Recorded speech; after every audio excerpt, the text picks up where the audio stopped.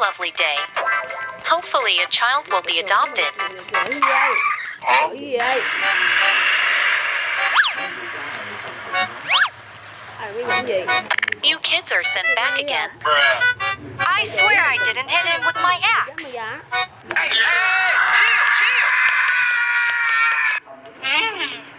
We need to find you a new home.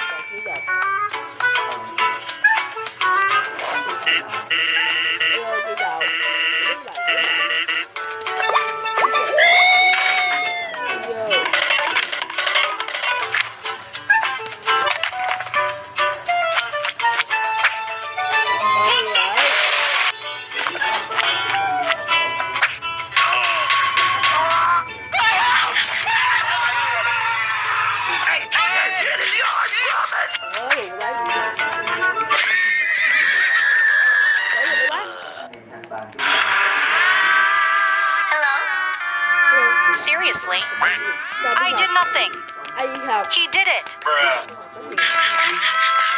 What? Who's gonna adopt you now?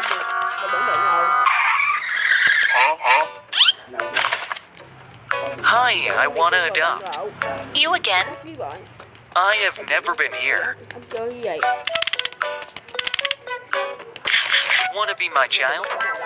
Oh, Sure.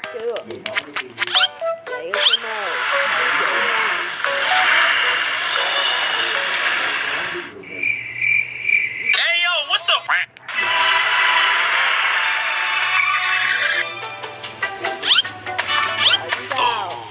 This house is huge.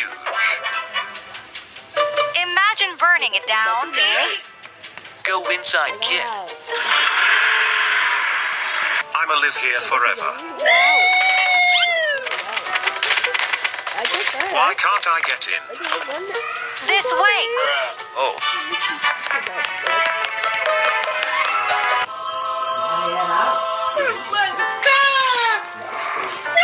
New dad is rich.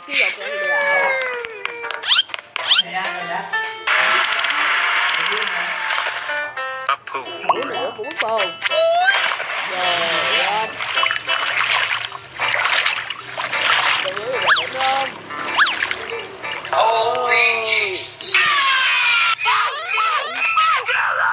who wants pizza?